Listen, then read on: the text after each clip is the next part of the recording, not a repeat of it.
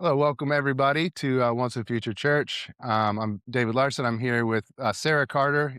She is with Recovering Catholic, and we wanted to talk a little bit about deconstruction in the Christian, spheres, and there's Catholics who are going through this process, and evangelicals and Mormons, and maybe if there's positive and negative ways to do that. But just thank you, Sarah, for joining me. Thanks for inviting me on. Good to be here. Absolutely. So yeah, I guess just to dive in, I mean, it's sort of a vague term that's thrown around a lot. Would you say a little bit about kind of what your understanding of it is and how it's playing out? Sure. So I think what I will do is I'll back up a little bit and I'll talk a little bit about why I started Recovering Catholic on Substack because it's very related to this question of deconstruction. So I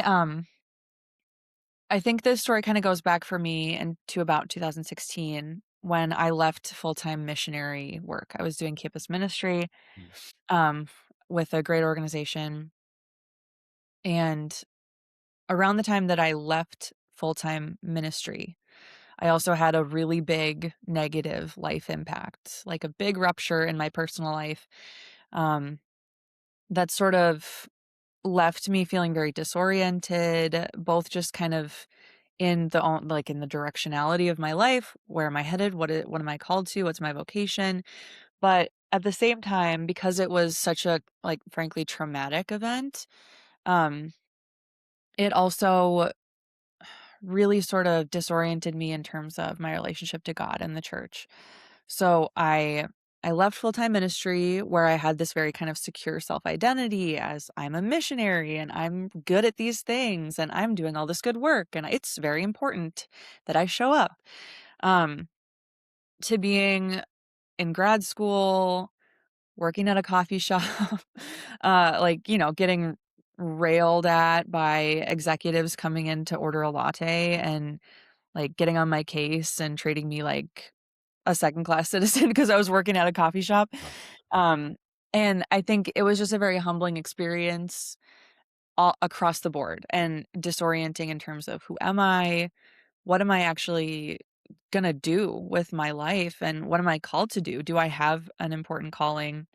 Um, is there something that God wants me to do? But also, like, questions too of, like, what does it mean to be, a good Catholic? What does it mean to follow Jesus? What does it mean to be a disciple? What is prayer? How do I have connection with God in this season where I'm feeling really unmoored, unanchored, and also that I'm kind of contending with my own weakness and my own failure? So I know that's all very vague, but let's just say, like, it was a really hard season where I felt like I was kind of falling apart and everyone around me was watching it. And it was humbling, humiliating, and also just very disorienting. So in all of that process, I think I don't think I don't think I really dealt with it. I don't think I actually um did the work of interrogating those questions really deeply. I was aware of them, I tried in the limited way that I could, but in the midst of that, that's also the season where I got married and started having kids, and also COVID was happening at the same time. no. So, I got married, um, I had 1 baby literally in the middle of COVID, October 2020, and then we had another baby. The day after I had my 2nd child, I came home from the hospital and I got hit with the most intense postpartum anxiety that I could have imagined. It hit me like a train, literally out of nowhere. I did not see it coming. It was really intense, it was really scary, and it was debilitating. Like, like, kinda couldn't leave the house. I was having panic attacks multiple times a day. Like, I was just totally wigged out. And I think on one hand, what I kind of like to say about this is that on the one hand, it came out of nowhere and I didn't see it coming. On the other hand, I think there was just so much identity work and big identity questions about who I am and what does my life mean that had been building and building and building and building and building, and I had not been dealing with them deeply. Um, and I just got to a point where the dam broke after I had that second baby, and I could no longer hold all that tension, and all of that dissonance at one time, and my brain literally just started screaming for attention, like, "We need to deal with this right Mhm. now." So, so I started going to counseling, seeking help, and it was right around that time too that I decided I think I've always loved to write. I've kind of always had a blog, like I was on Weebly and I was on Blogspot and I feel like I've tried every iteration of the blog sphere in my own kind of way, but a friend of mine recommended, "Well, why don't you get on Substack and start writing stuff?" And I was like, "Okay." So I got a Substack and I thought a little bit about what I wanted it to be, and I had this deep sense too because I had been watching so many of my friends and people that I had done mission work with and people who I'd been in community with. I'd seen so many of them walk away. Like people who I thought had who my impression was you're very deeply enmeshed in the church and your discipleship is genuine. You know the Lord, you love him, and you wanna be part of the church, and then something in them flipped and they're gone. And I had seen all of this happening around me, and I'm kinda going on I really get it on a certain level because life has a way of sort of stripping you of all of your idealism. And when you're young, you're very idealistic and you want everything to be perfect. But as you go on in life, you realize it's not perfect. And sometimes it's actually ugly and really messy. And that can be a breaking point for a lot of people, I think, with their faith, with their relationship with the church. And I'm watching this and I'm also experiencing this in myself and going like, no, Lord, I love you. This is where I want to be. But I have to be able to show up here with my actual questions and my actual pain and my actual needs and not just try to paper it over because if I do that, eventually I'll be out of here too, eventually. Cuz the human soul cannot hold all that dissonance. So, out of this kind of like I love these people that I see walking away from the church and I kind of sympathize with what's going on with them. But there has to be room for them to do whatever they're doing, to go through whatever they're going through interiorly within the context of the body of Christ. There has to be room for that. So this deconstruction trend that I'm seeing around me, I'm kind of feeling the impulse to like reinterrogate all these questions about my faith and my identity. And I can see how that can lead people into this deconstruction zone.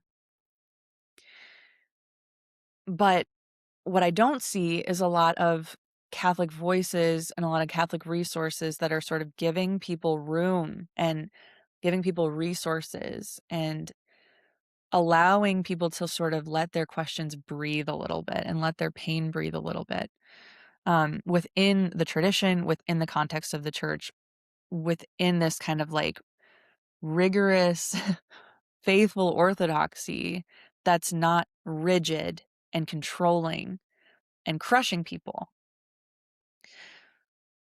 And that's the vision of Recovering Catholic, is I wanna be one of I wanna create resources and make space for the conversations that need to happen for people like me, who came to a point in their life where it's like, the old ways of thinking about this, the ways of thinking I had about the church, God, myself, sin, grace, when I was 21 and super idealistic, they're not working anymore. I need more vocabulary around this, and I wanna do that in an authentically Catholic way.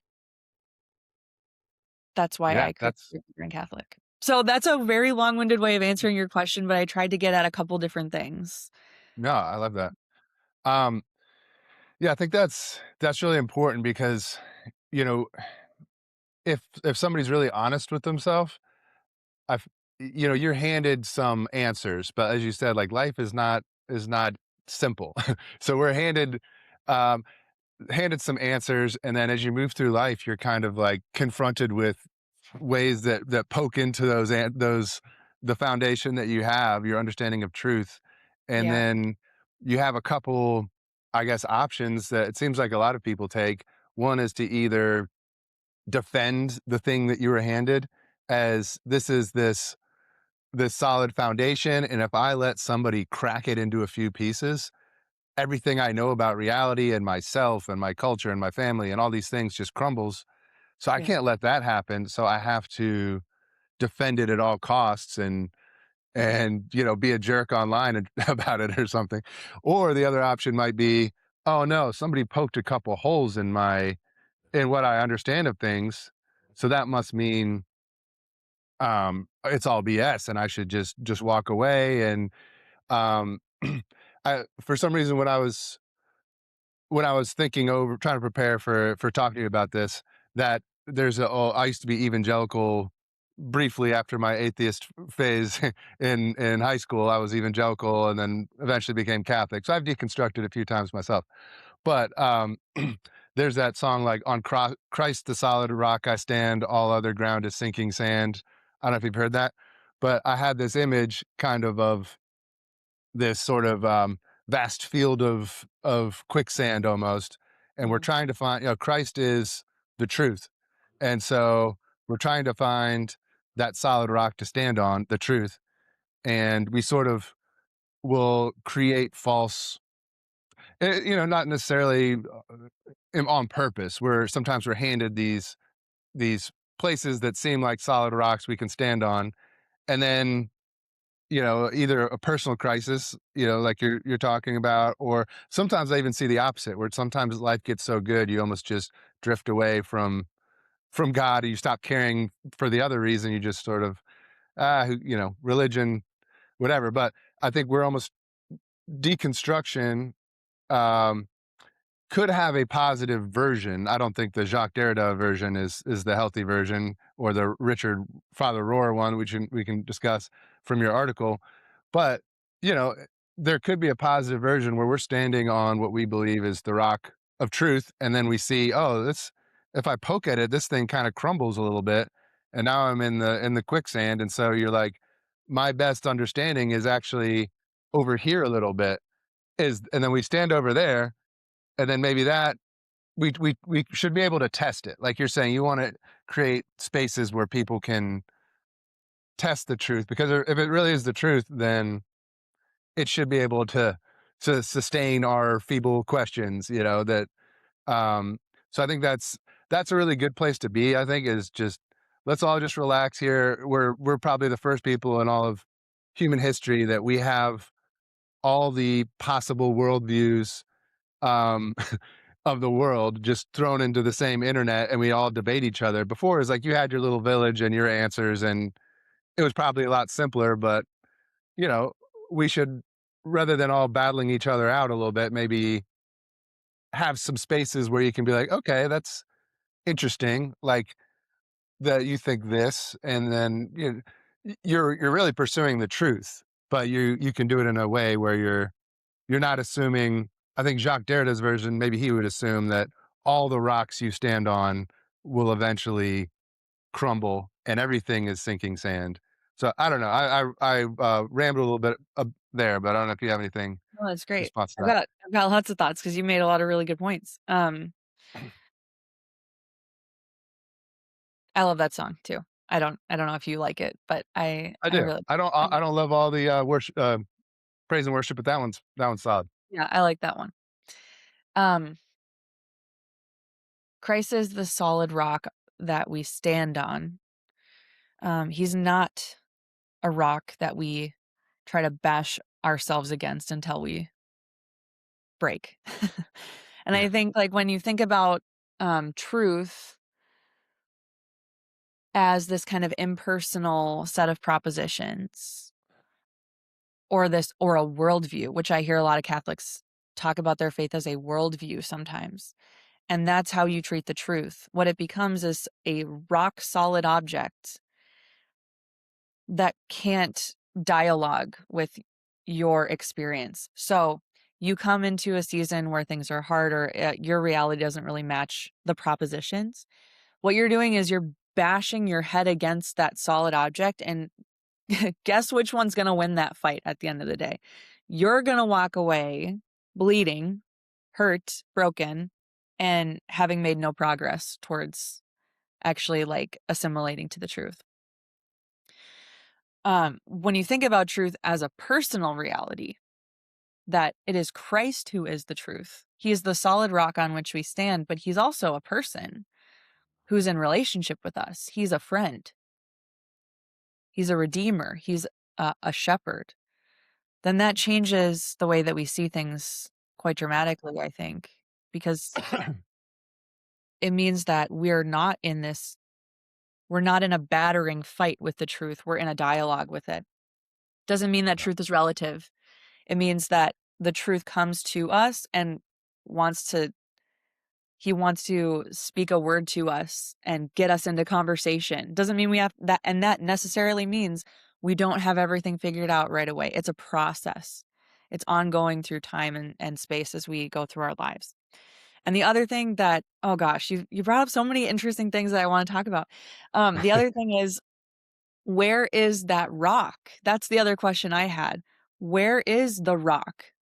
Is it at the top of the mountain where we're safe from all moral impurity and all scandal and all wickedness, and we're set apart from everything that is not holy and not good? Or is it in the tomb? Mm. Is it the tomb where Christ comes into our darkness, our weakness, our brokenness, our death, and he dies with us there, and he kind of exists with us in solidarity in that very broken, dark place. And I I do think that sometimes we use this, like, "I stand on solid foundation," like, I stand on Christ as the rock, and we think of that mentally, the image that it conjures is like, I'm above other things. But Mm. the reality is, like, no. Think about the lowest place you have been, the lowest place you could go. And I kind of just like to the image that I like is, um, I'm dead, and I'm in a tomb. I'm in that tomb on Holy Saturday. That's the rock, and right there with me is Christ. It's a little different. I think that's a helpful just change in emphasis. Um, to say that we stand on solid rock is not triumphant. To say that the truth of Christ is a solid foundation is not triumphalism. It's to say something about who he is and how he comes into relationship with us, which is through self-emptying and death and solidarity with us in our weakness. Yeah, I think that maybe is the, is the truth in the deconstruction, is that we have our version of reality, and sometimes when we hit that personal crisis and we fall down into the lowest places where we're totally broken, for me, that's when I have had a new religious insight. You know, that's when I realized these 5 things that I believe are are trash, and now I need to, like, when I moved from, my parents were great loving people, they're evangelical kind of people, but I rejected what they taught me very early. I was like 5th grade or something, and became That kind is of pretty early. a delinquent skater kid in DC. So I was like, really moved away from that to a kind of extreme degree. And it was over things like hell, or over things like you have this very rosy picture of the world where everybody's smiling, and then I see all these people in my neighborhood that are not like that at all. Like, almost felt like I'd been bamboozled or something a little bit. And so I moved. It was sort of that dark dying to one version of the truth. You're shown something else, and I think I was shown certain truths that were not totally present maybe in the way at least I understood what my parents raised me with. And then later when I left atheism after, a kind of dark period, I was having panic attacks, as you saying, not a fun thing at all to have panic attacks, as anybody who's Mhm. had them. Um, mine I think were yeah, well, I won't get into it, but, um, I thought I was dying at one point, Oh, yeah. be from a panic attack with a heart attack feeling, and that I prayed for the first time, I think since I was in 5th grade, pretty much, and felt this feeling of hope and of an existence of sort of a good spirit and all of that in the world, and it sorta led me gradually to but I think those really dark kind of, "I'm totally broken and I don't know what's going on," moments are what often lead you to more truth. And I really like the fact that you made clear that the truth is not the logos was made flesh. The truth was not a inanimate rock. And so I've been reading a little bit of the new perspectives on Paul people. I find them kind of interesting. N.T. Okay. Wright, and there's a bunch Yep. of them. But maybe their main insight is that we have kind of been misinterpreting the word faith for quite a while. That faith we think of as worldview, as I agree to these propositions, but both the Jewish word amuna was a covenant virtue. We translate it as faith, but it's basically I will be loyal to you, and you will be loyal to me. And then the same thing with pistis in Greek, which was used for faith in the New Testament. That was something that was like you gave it to your military or political leader. Like I have faith in you in like a sense of I'm loyal to you, and it's usually to do with a covenant that binds you together. So it's not really, we've been making it a I intellectually agree to these propositions when to both, old covenant, new covenant, the Greco-Roman world and the Hebrew world, they had it was much more of a personal thing. So the logos being flesh and us having faith in him is more of a personal proposition because some of these people like whatever the good thief on the cross or certain people who just I'm going to follow Jesus along this path. You don't really have to know much in terms of propositions in your mind to if you're broken and low and you just trust in truth as I don't know much of it and I don't know much of God and not, but I'm going to be loyal to goodness and truth and God. But Yeah. Yeah, I like um, that you brought up the good thief. That's a great example of this. I was so on your article. I wonder if we move into that a little bit. So Sure. you wrote one in 2023 that I noticed now. I guess it re-caught fire on Substack. Some people were talking, commenting on it and things. But you brought up Catholic deconstruction specifically, and especially around, a formerly Catholic musician and Richard Rohr. Um, would you say a little bit about that? What you're aiming for there?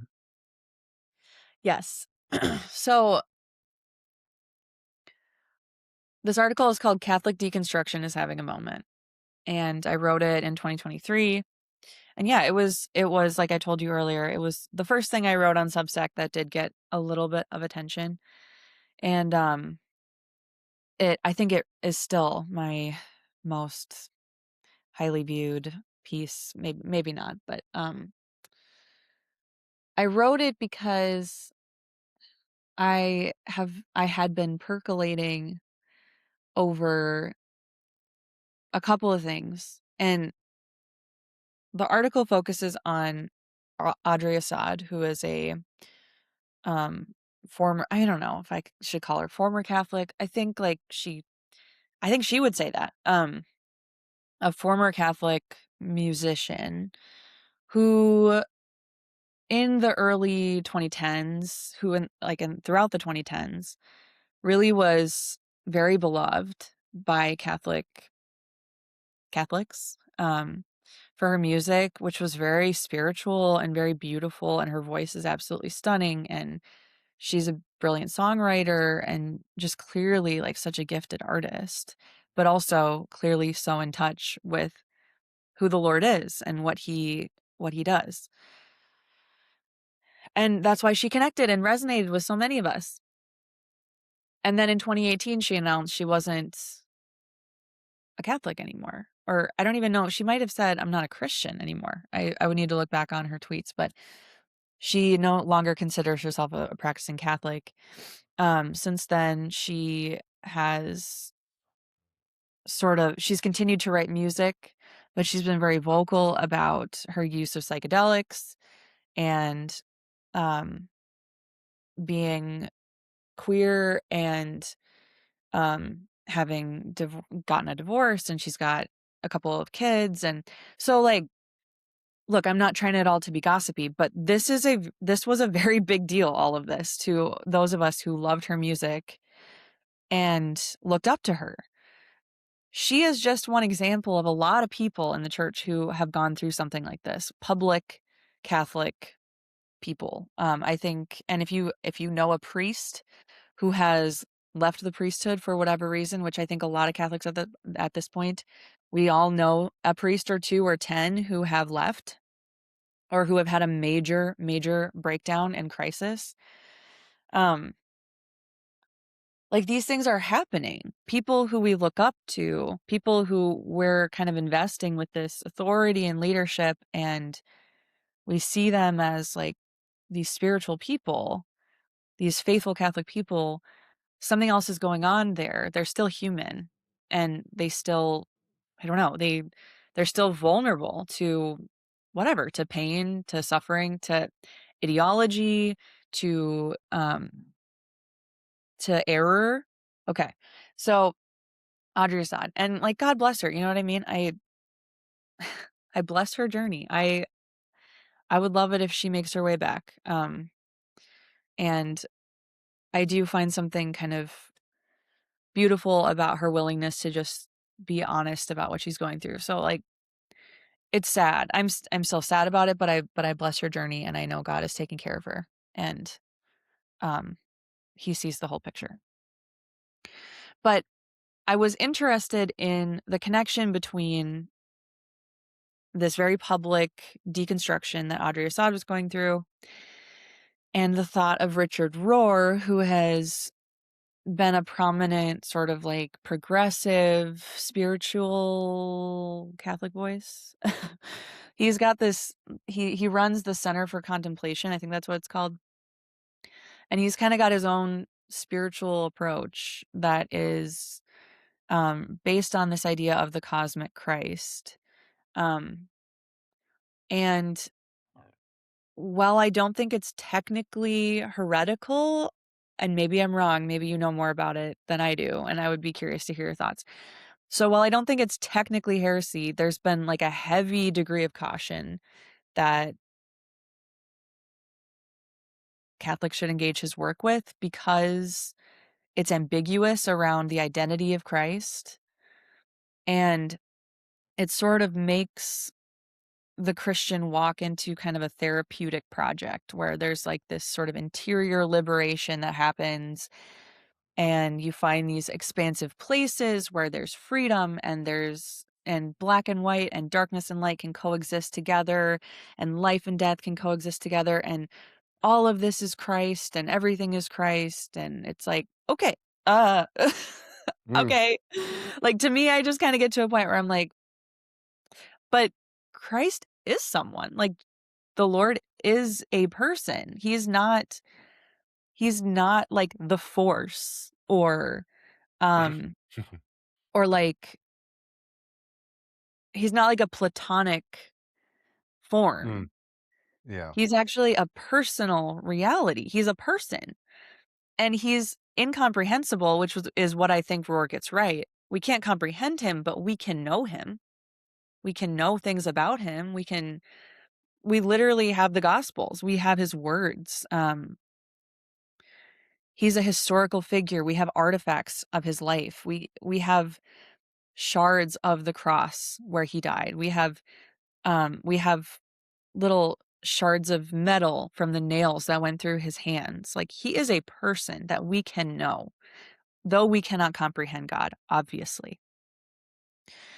And that's the mystery of the incarnation, is that the infinite God who all of heaven cannot contain lives came among us as a helpless baby and then lives within us who are so limited. So there is a paradox there and there is a tension there, but I am very suspicious of anything that depersonalizes Christ and that is not deeply Christological at its core. Like, that's kind of my litmus test for theology and for people who claim to be Catholic experts is like, what are you saying about Jesus? And or are you saying anything about him? Because if like certain Catholic influencers that I can think of right now, they do a lot of gossiping about institutions. They want to take down this group or this group, and I don't hear them breathe a word about Christ.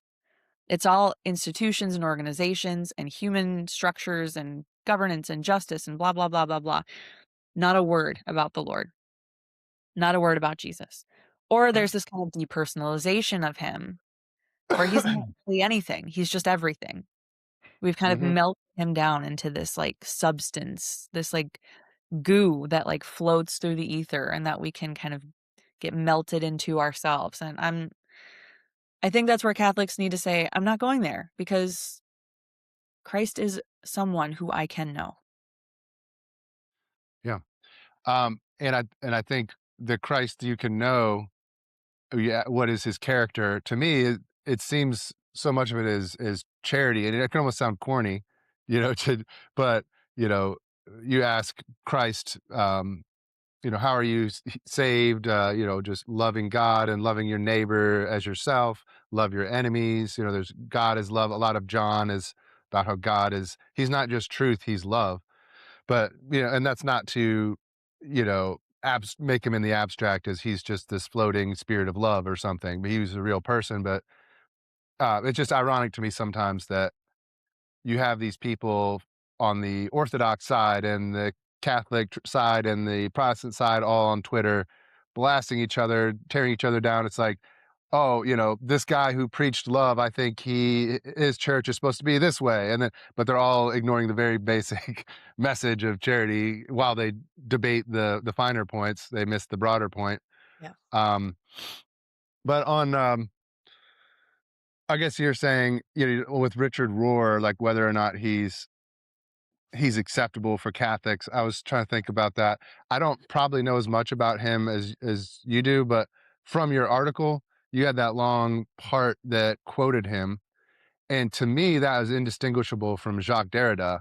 I know they both use the term deconstruction, but I could almost think he probably has formed his view of deconstruction largely from Jacques Derrida, which is not good because Jacques Derrida's version of deconstruction, um, a lot of it is about breaking down, you know, thoughts almost like we express things in words, the semantics of it, and we should not assume that these words that we create and these concepts have any telos. He was very against teleology, just things having their end, and he actually used this term logocentrism, Derrida, as a bad thing, that we think that there are hierarchies of truth and there are actual ends of truth, and so you can't believe in the logos and condemn logocentrism. I don't think you have to think that, because a lot of Jacques Derrida's point, I believe, like Hegel said, okay, here's these two contradictory things.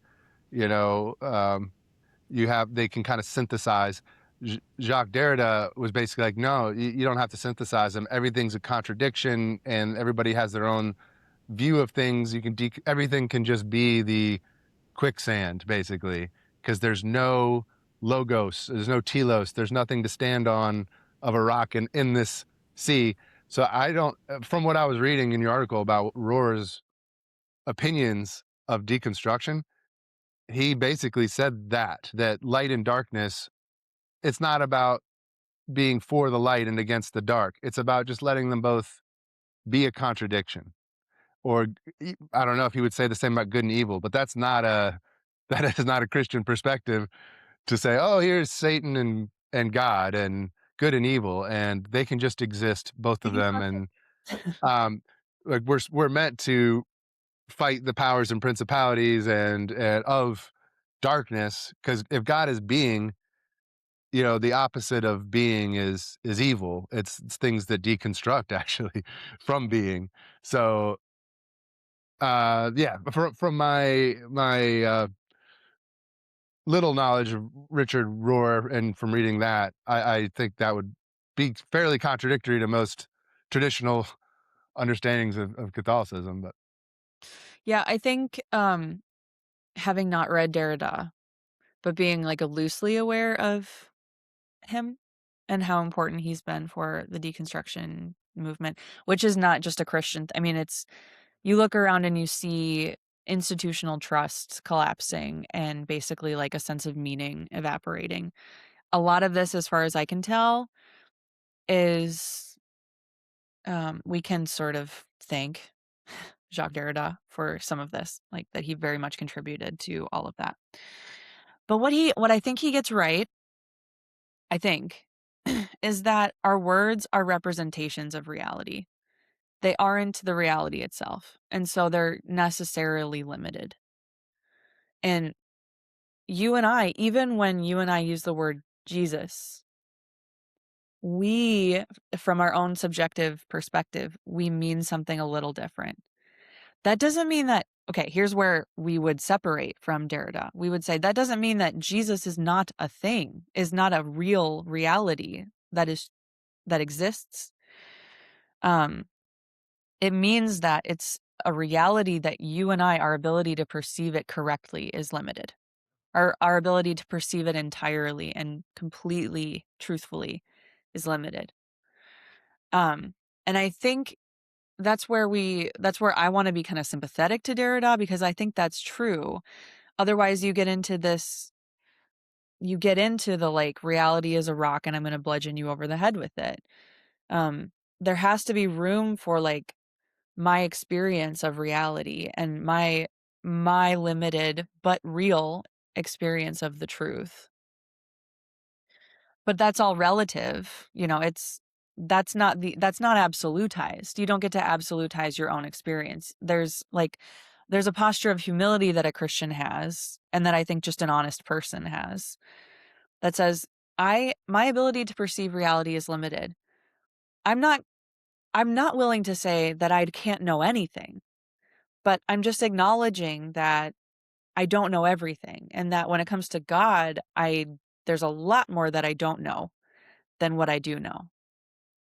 So this is where I think, you know, the Orthodox, I've learned a lot. I've got a friend who's Orthodox, and I feel like I've just learned a lot from her because this is her approach with a lot of things. She'll explain to me, like, yeah, we just don't feel the need to sort of put words to certain things because we realize that God is so other and so he's so holy and set apart that our words will necessarily just fail. And there's something really good about that, that I wanna respect that, I'm sympathetic to that. But, yeah, when it comes to Roar, my concern is the directionality of it. Like, this isn't final. This state of darkness and light coexisting, this state of black and white being blurred, like, okay, yeah, like, that's true, to a certain extent, but that's not final. That's not ultimate. That's a provisional and transitional reality that is oriented towards a final end in which there will be no darkness, and there absolutely. will be no evil, and there will be no death. So, Jesus is here in the tomb with us, but that's not where it stops. That's not the end of the story. So to sort of get comfy and, like, pull up grab your blankie and lay down there in the tomb and be like, "Yep, I love it down here because it's like, this is where I'm at." Um, that would not be Christian. We know that Easter Sunday comes after Holy Saturday.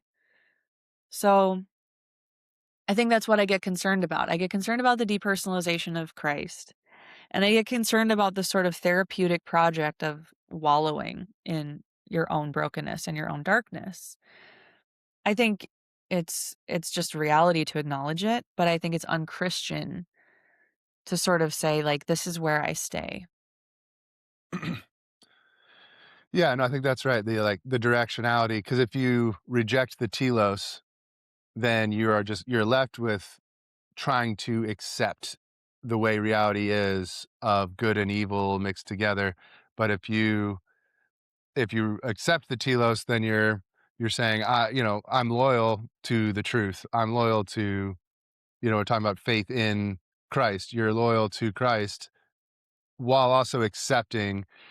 I mean, it can be really hard to accept, if you do have a high view of truth and goodness and all of that. I mean, it's very hard to accept the way reality is a lot of times. So, I Yep, get that that's a yep, project. The problem of yep. pain is not an easy thing to grasp. Like, why is this amount of evil allowed to exist? Is it necessary to be evil to that extent? So that sort of that Manichaean almost. These are just two forces in the world that we just accept.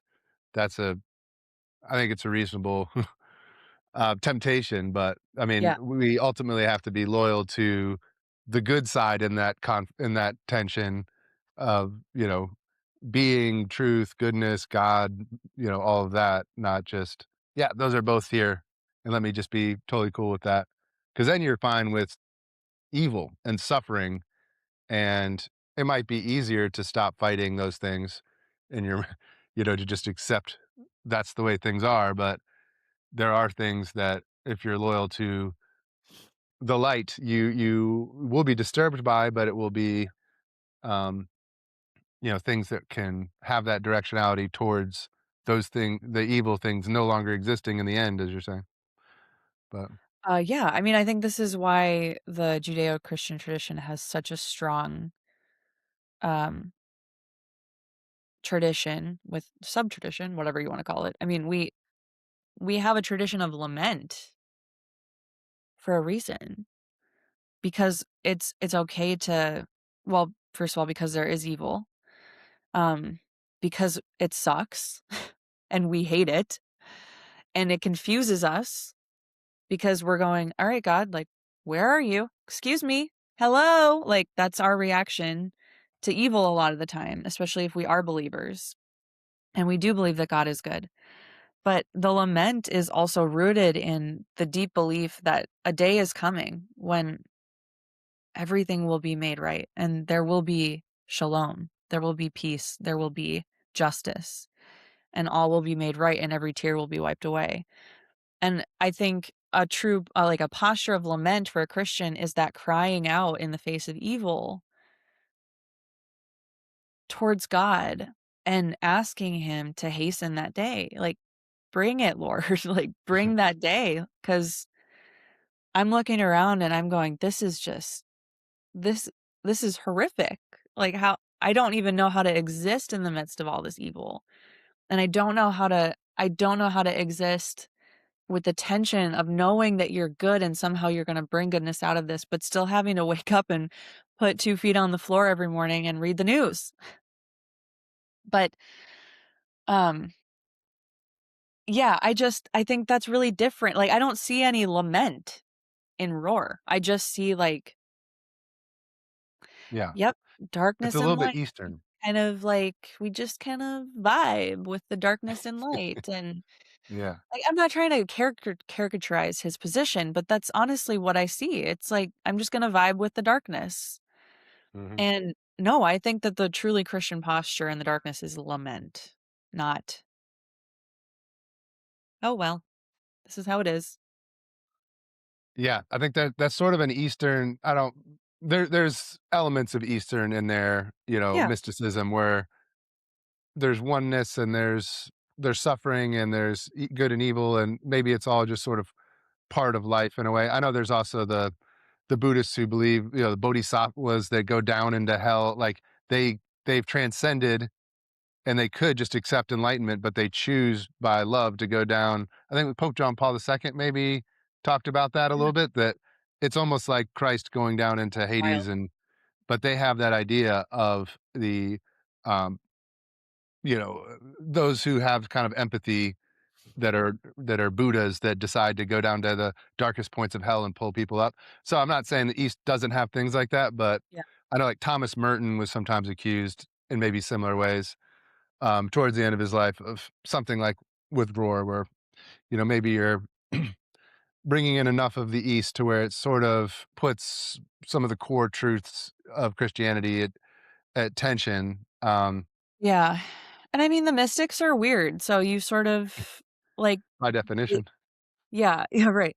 They're kinda wacky, so they say things that you're ki you we don't really get it, you know what I mean? Like, when I think if you look at someone like Merton, and maybe even Rohr, I don't know, I'm open to that. Like, these are people who are speaking in the mystical tradition, I think, more or less, and the problem with that is you take these sort of, like, mystical principles and you misapply them to people's lives. Like, this is a so I'm reading right now the new book that just came out from James K. A. Smith, who is not a Catholic, I don't think, but maybe he is. I don't know. I haven't honestly even looked. But he wrote this book. It just came out this week. Make Your Home in This Luminous Dark.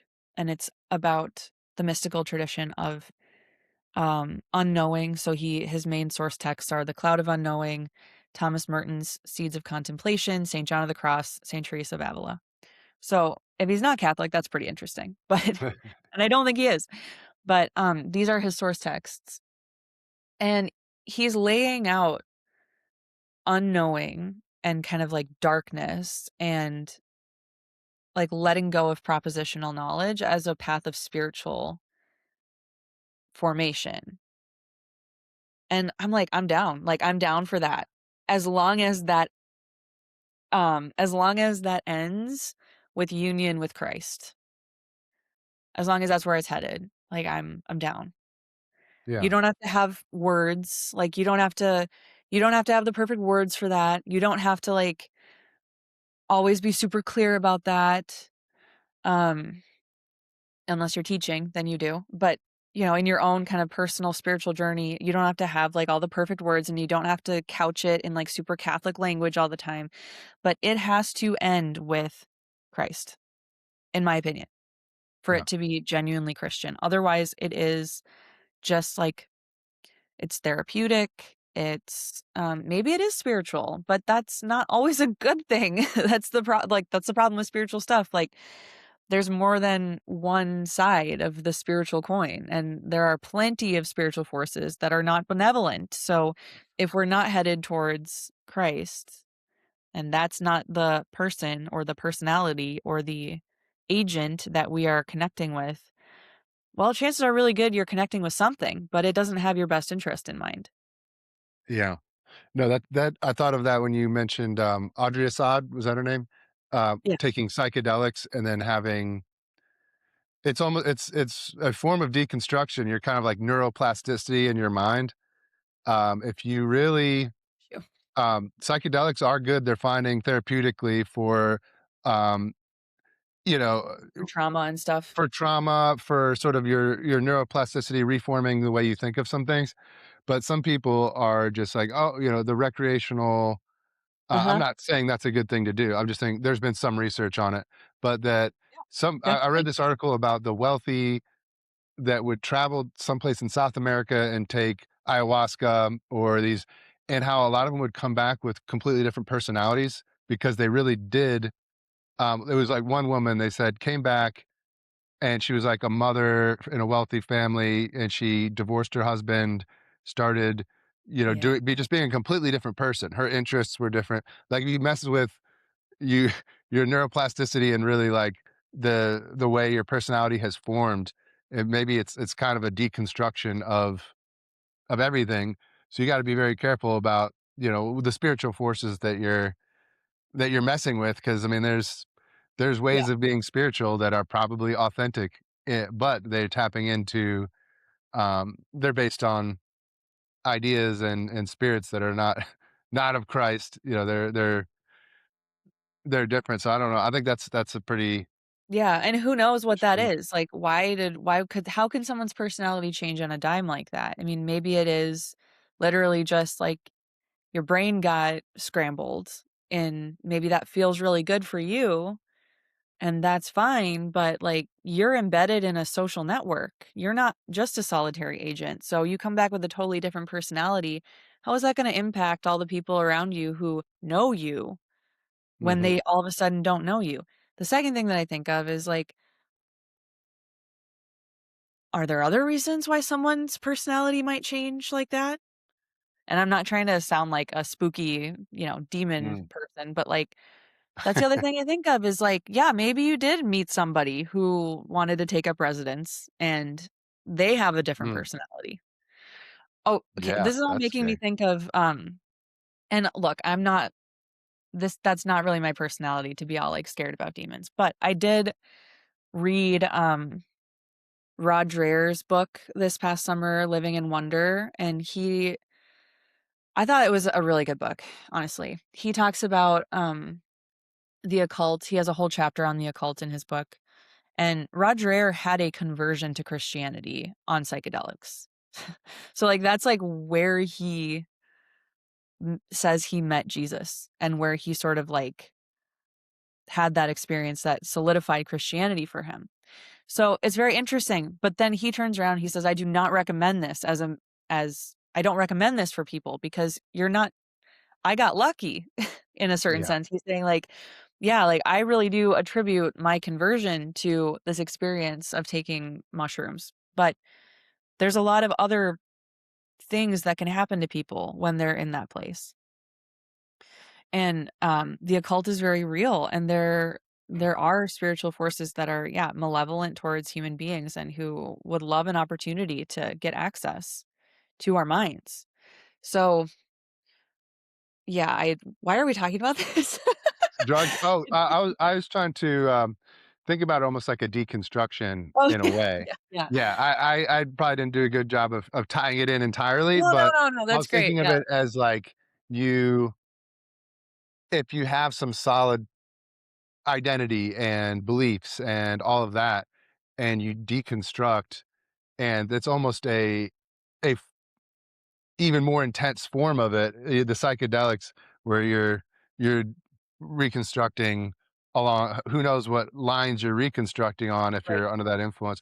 But I guess I also wanted to point out something in Roar where he said, I actually thought there could be a positive version of what the 3 steps that he laid out, Yeah, where basically you have order and then you have, none of this makes sense, and then you have reordering. Um, and in my mind, I've done that a few times, yeah, and I feel like it sometimes feels like a pendulum that's swinging, towards this air, but maybe the pendulum starts to even out over time to where you're getting a little bit closer to the target.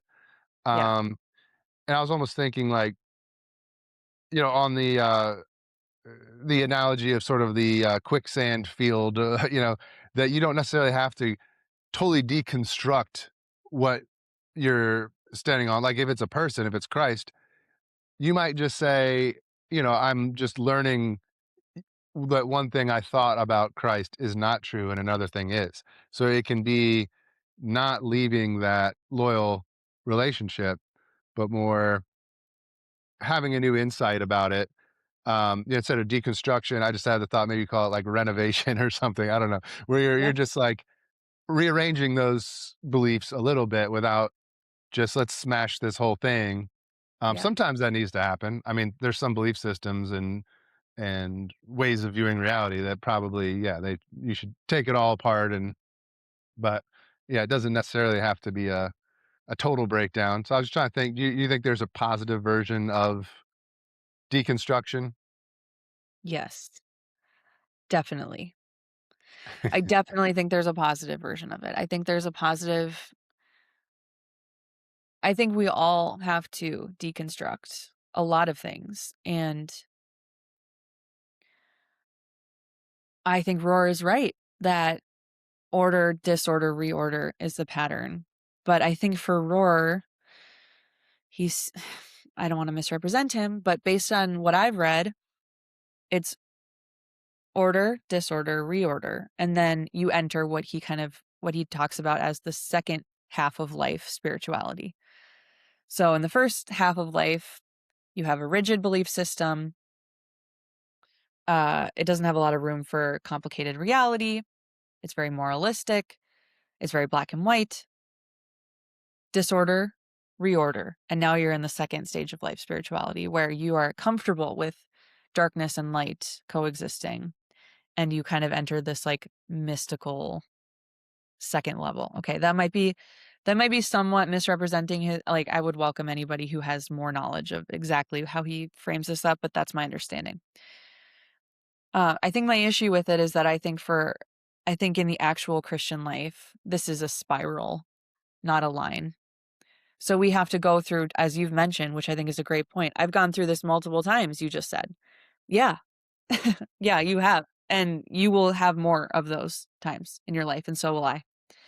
Because the reality is God is infinite and he is holy and he is other, and we do not see clearly, and we are broken and sinful. So we will have crises, and we will have the birth of children, and we will experience the loss of loved ones, and we will come across ideas that totally, that are disorienting and chaotic for us, that we're going to have to find a way to sort of like assimilate that into our way of thinking. So we spiral upwards, and that order, disorder, reorder is always going to be, I think that's always going to be a rhythm this side of heaven for us. Like, we're in that spiral. Um, Theosis even after death, I don't know, right? As we're yeah, getting pulled into right. There's no disorder in heaven, but yeah, the upward spiral, like, more and more and more of God, and being able to encounter him more deeply. So I think that's where I want to say, like, go ahead, like, deconstruct, like, if you don't believe in something, or if you're just finding that there's cognitive dissonance for you in your life of faith, like, don't ignore that. Like, you should interrogate that. You should investigate that, and you should unpack it and try to figure out what it is that's causing the dissonance, because you can't live with that. Your soul cannot live with that. But yeah. there's I don't know. I mean, like, we have to be confident in the guidance of the Holy Spirit that he wants to guide people through their lives. But this idea that, like, "Oh, I'm enlightened now, and so I'm now comfortable with darkness and light." I mean, I just don't think it's that simple. And I feel like I had another thing that I really wanted to say, but I'm losing Yeah. it. So Well, I mean, I think the being comfortable with not knowing and maybe allowing people to be wrong in your mind if you think they're wrong, because you might actually learn something from it, but also it allows them the opportunity to really pursue truth as they're saying it. And even if, they're going to be wrong multiple times, as we all are. But I think that earnest, pursuing, if it is a relationship with Christ as a person, you're earnestly pursuing truth, which I love that Lumen Gentium 14 through 16, that part a lot of people talk about, where it's just, those who are, I don't, I'm not going to be able to quote it, but, a lot of that section is about how in the past, it's just been a very in or out, in the church, out of the church. There have been times where it's been more defined that way, but it almost had a hierarchy of like fullness of truth in the church. But then there's also our separated brothers, Protestants, Orthodox, and then there's also those who believe in one God, especially Jews who had the patriarchs. And then there's people who worship God, in other ways through, other religions. And then there's people who haven't come to a explicit knowledge of God. So basically like atheists, and basically says at all these levels, they're interacting honestly. People can, to the degree they've have truth and goodness at those stages, can be interacting with God and be part of the plan of salvation or joined to the church implicitly and things like that. Where, yeah, I think it takes a little bit of the urgency out of it. Some people don't like that for right. like evangelism and things like that. But I think it really Yeah, just is honest about yeah, what the journey of pursuing truth and goodness really is, you know as you said, we have to trust the Holy Spirit is actually guiding in a telos towards what the towards a relationship with Christ and his church. But the way that looks for somebody, it might be the way they're presented. The Christian message might have been horrific. They might have been abused or whatever. So it mhm, could take a detour away from something truly evil to, yeah, I'm just basically saying what you had yeah. said, but Yeah, no, I love what you just said there. I the respect for each person's unique life and their unique story within God's story. I mean, I know this is maybe controversial, but I do really like Hans Urs von Balthasar's "Dare We Hope All Men Be Saved," and I Oh, yeah, like his thesis that it is compatible with Christianity to have real hope, not just like wishful thinking, but real hope that salvation could be for all. And his claim, his like question, he's very provocative, but it's like, do you really think that your sin is more powerful than God's mercy? It's worth thinking about.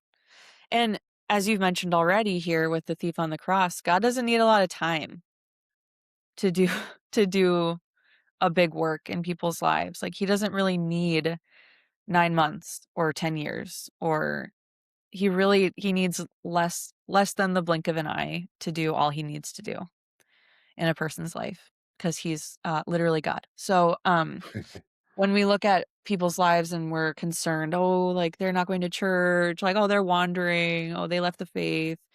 It's like that's just a snapshot. That's a snapshot of a bigger story. And do we trust in the sovereignty of God or not? Now that does not take our responsibility out of the equation because we are called to proclaim good news and to evangelize.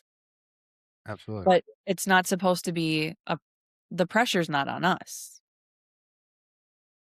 I don't always know how to hold those 2 things in tension, but those are 2 things I believe in somehow together. Yeah, no, it was actually part of my, deconstructing from a brief trad before I was married and right, as I was getting married, I was more I guess there's just so much trad content out Yeah, there, and I got as a convert, I was looking for the most pure version of it was yeah, before I got really anti-Semitic and all that, there wasn't much of that back when I, um, was into that, but one of the things on deconstruction from that view to my more, like, Bishop Barony, like, try to be just middle of the road, I guess, um, was on hopeful universalism, just some of as you're saying, like, von Balthasar, Bishop Barron, also, Jacques Maritain has an interesting idea of on, like, I guess he would say that there's a lot of people in hell, but that they just move towards a place of natural happiness and like a limbo eventually over kind of funny. eternity. Um, so I mean, there's a lot of views, but I just, in my mind, there's certain views of God that just don't compute in terms of the end. You know, so I think that was an area of deconstruction for me because some people are going to have to face a pretty. They were handed a very cruel version of God.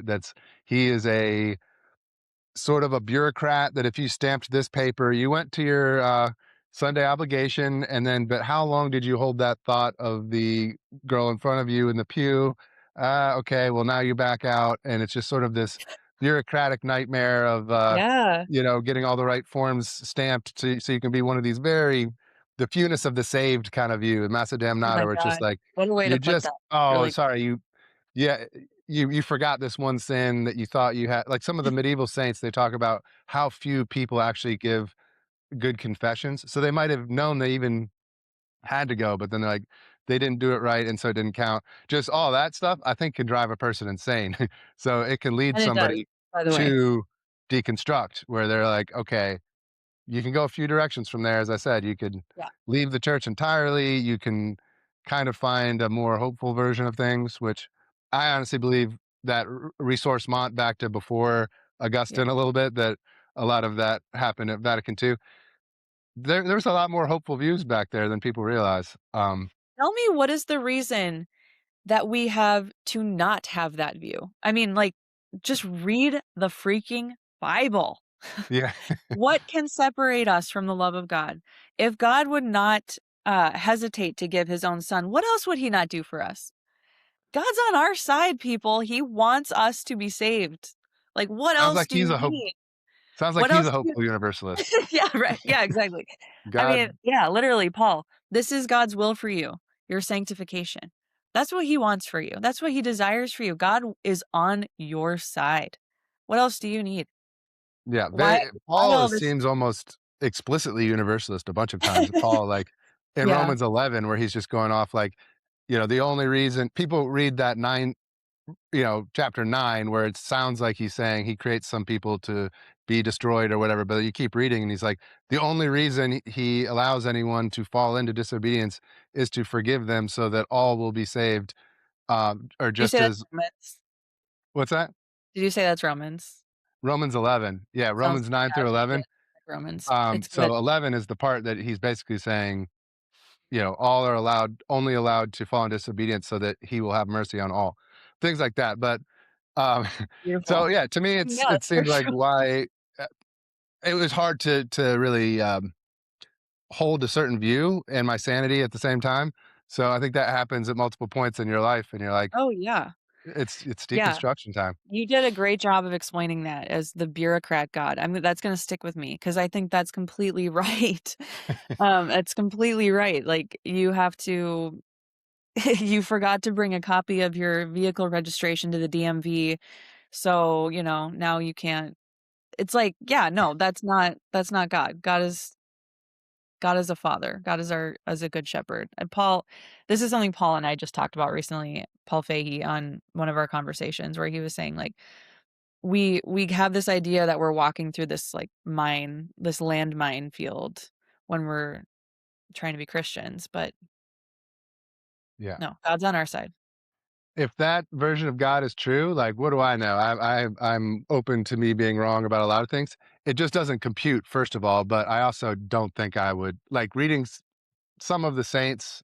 I'm like, it's really sad. Like Saint Rose of Lima, I'm about to probably write an article for Substack on her life, but just how much she tortured herself, and she would only sleep 2 hours a night on broken glass, and she gave up meat and would only eat a couple days of the week, and she basically got sick and died very young. By 30, she died because of just what she did to herself, but she was in constant agony, they said, and the torments of the damned were ever present in her mind, which just sounds like a terrible way to live. But It sounds like mental illness to me. Oh, yeah, sorry, not to be, yeah, like, over therapeutic, but, like, we why do we glamorize that? That's my question is and I don't wanna sound like a lib or something, but, like, why sorry, that was disrespectful that was disrespectful to my liberal friends, yeah, but I don't wanna sound like I'm not respecting the tradition of the church is what I wanted to say. But, yeah. like, what about that is worth emulating? And and the thing is, I know people, and I've been under the spiritual care of people who idolize people like Saint Rose of Lima, and who encourage people who are zealous and faithful to try to embrace spiritual practices like that. Mm, And I wonder about why. yeah. I don't see a need for that. People suffer enough, you know? Look around you. Yeah, it just the view of God is that's what he demands of us. That's the only way you barely get in. You Yeah, might yeah, you yeah, might sneak in if you really torture yourself. It's like, okay, well, this life just sucks then. This is a yeah. like if there's a good God, I think he would do a little better than that. This is a mean God. This is Yeah. or a God who, um, has extremely unrealistic demands of people Mhm. who are limited and weak um,